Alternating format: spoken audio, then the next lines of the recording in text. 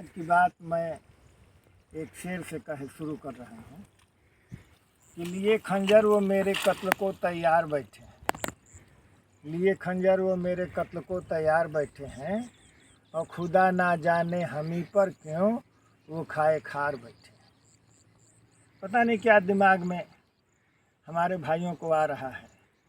आपके भाई कहाँ हैं? चचेरे भाई हैं ना? हमारे चचेरे भाई जो हैं स्वर्गीय श्री मंगल सिंह जी के सुपुत्र हैं।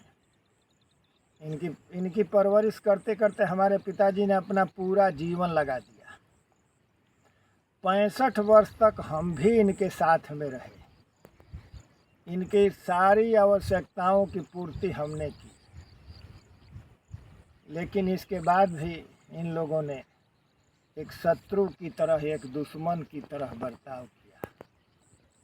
वर्तमान समय में जहां हम खड़े हैं ये जिरात का खेत है। इसके उत्तर में उमा शंकर तिवारी और वर्तमान में प्रमोद सिंह,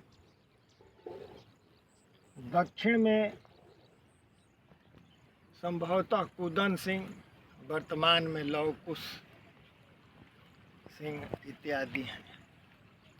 पश्चिम पूरब में व्यास चौबे अथवा अन्य किसी का है, और पश्चिम में तालाब है। आपके पीछे? हाँ, हमारे पश्चिम में, इस भूमि के पश्चिम में, इसके बीच में ये 2.25 बीघा का जिरात नाम का प्लॉट है। इसमें पिताजी के 5 भाइयों का हिस्सा है।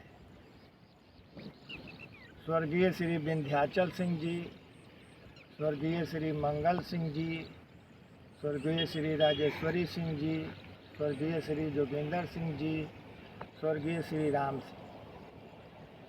इस जमीन के साथ साथ 19 डिसमिल का एक प्लॉट बन्हना का डीह कहलाता है। ढेकहवा ताल के उत्तर तरफ है। महेंद्र सिंह के खेत के पड़ोस में, इसी खेत के साथ में था। इसका बंटवारा जब हुआ हम लोगों का आपस में, पिताजी लोगों का, तो इसमें से 1 बीघा 2 कट्ठा जमीन दादी तो चूँकि विधवा थी उसको दे दिया गया, और 1 बीघा 6 कट्ठा यहाँ का, 6 कट्ठा वहाँ का, लगभग 1 बीघा 12 कट्ठा, 1 कट्ठा इधर उधर हो सकता है मूल नाप से। इस प्रकार से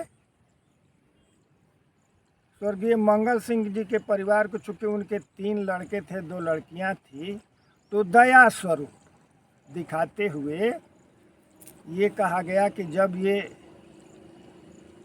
काम करने लायक बालिग हो जाएंगे और इनकी दोनों बहनों की शादी हो जाएगी, सभी भाइयों की शादी हो जाएगी, तो ये खेत ये लोग छोड़ देंगे, आप लोग बांट लीजिएगा।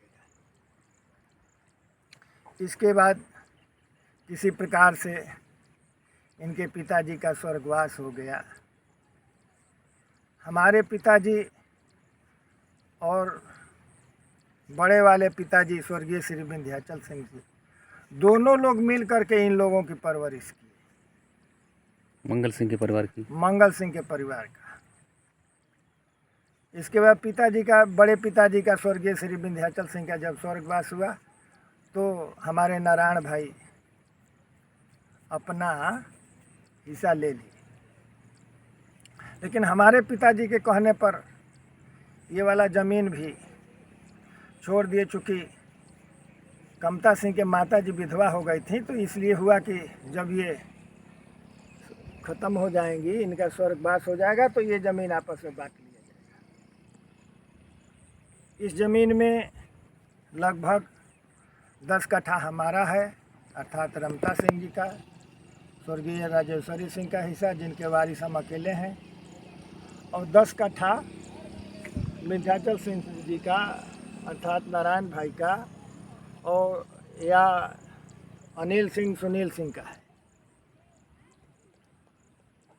कमता सिंह एक जगन्नाथ सिंह जी का खेत था, जिसको खरीदने के लिए हम पूरा पैसा दिए और लिखाते समय हम मौके पर नहीं थे।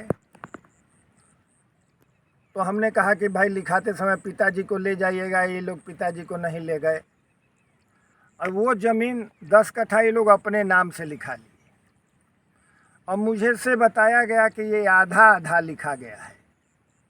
क्योंकि हम तो झूठे हैं, हमको तो ये लोग झूठा साबित करने का हर संभव प्रयास कर रहे हैं, लेकिन ये बात झूठ नहीं है। अब हमारे कहने से सत्यता साबित हो या न हो ये तो हम नहीं बता सकते, वो लोग हमको झूठा ही कहते हैं, लेकिन ये बात झूठ नहीं है। ये लोग कभी नहीं कहे हैं कि वो खेत आपके नाम से नहीं है 5 कट्ठा, आज तक कागज़ नहीं दिखाए। लेकिन किसी तरह से हमको जब जानकारी हो गई, हम पिताजी से कहे तो पिताजी ने कहा कि ओ हो हाय हाय हाय हाय हतना गद्दारी कर दिला जा, पीठ में मुंह बोर दिला जा, आ हा हमार जीवने तुम लोग सब त्याग कर बेकार कर दिला जा। इस पर इन लोगों से भी पिताजी कहे कि बान्ना के डी अब उनका के छोड़ द जा, बान्ना के डी पर तुम लोग के अब लालच नहीं खे करेगी। बान्ना के डी जो 19 डिसमिल ज़मीन था, ये लोग बिना पिताजी के बताए और चुपके से इस ज़मीन को एक ऐसे व्यक्ति को बेचे, उसको जो भी कहा जाए आज के युग में माफिया कहें, जो भी कहें कहा जा सकता है, ऐसे आदमी को बेच दिए, दबंग व्यक्ति को, और इसकी कोई जानकारी नहीं। 19 डिसमिल बहुत महंगी ज़मीन बिकी और उस ज़मीन को बेच करके गांव के पास इन लोगों ने ज़मीन ले लिया, श्री सत्यनारायण सिंह श्याम नारायण सिंह से, ईश्वर दयाल सिंह के सुपुत्र हैं।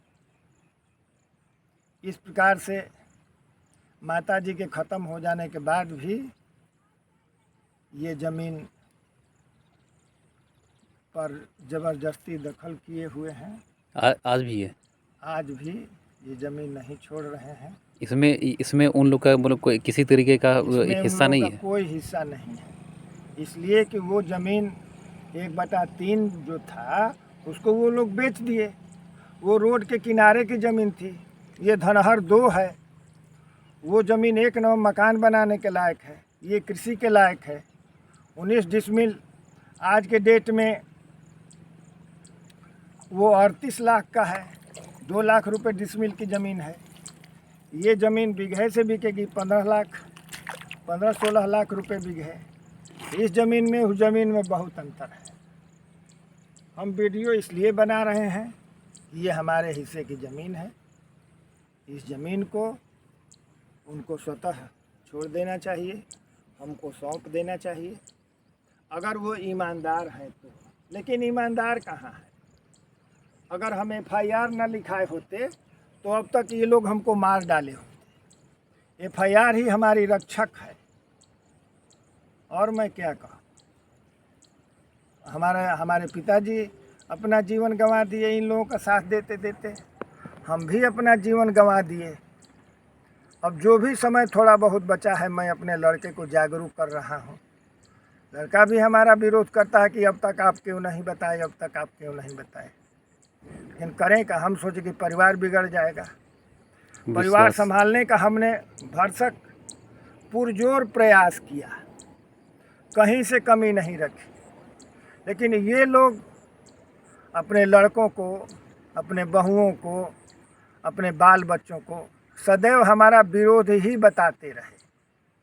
हमने इन लोगों के मान सम्मान में कभी कमी नहीं की। इनके लड़कों को इलाज कराए, इनके लड़कों को ले गए पढ़ाए। अरे एक बात और याद आ गया अभी हमको, किसी बात में लैट्रिन पानी की मेहना अशनी बाबू की मम्मी से हमारे आदरणीय भाई श्री कमता सिंह जी कह दिए कि इतने खराब शब्द कहे कि यहाँ कहना भी शर्मनाक है। अब शब्दों के साथ उन्होंने कहा कि तुम हमारे, मतलब भोजपुरी में कहा था एक हगना शब्द होता है कि तू हमारे लैट्रिन में हगा तड़ी। सोचिए, एक 65 वर्ष का बुजुर्ग व्यक्ति जो फौज से सेवानिवृत्त हुआ हो, वो इस तरह की भाषा बोले, क्या कहा जाए। तब हमारी धर्मपत्नी ने कहा कि रौरो लड़किया तो हमारा भी रहते रहे, पढ़त रहे। 2 साल में हमार 24-25 हज़ार रुपया खर्चा भइल। हम तो कबो नहीं कहले, लेकिन रावा जरा सा बात पर ऐसन खराब बात कह देली। सिपाही जी तुरंत इतना खराब जवाब दिए कि मुझे वो बात कहने में भी शर्म आ रही है। कह रहे हैं कि हमारा गरज रहे का लड़किया के पढ़ावे की। अब सोचिए कि जिसकी संतान पढ़ रही है, अब वो बाप कह रहा है कि हमारा गरज रहे का लड़किया के पढ़ावे की। अब बताइए, इससे शर्मनाक अब क्या हो सकता है कि जो लड़की लखनऊ में पढ़ रही है और उसका बाप कह रहा है कि हमारा गरज रहे का लड़किया के पढ़ावे की, हमारा कौनो गरज ना रहे। और मैं क्या कहूँ उन लोगों के बारे में, कहते कहते तो मैं थक गया।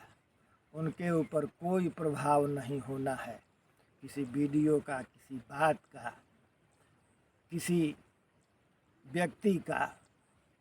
वो लोग मार झगड़ा के अलावा, लाठी मारने के अलावा और कोई शब्द उनको नहीं आता है।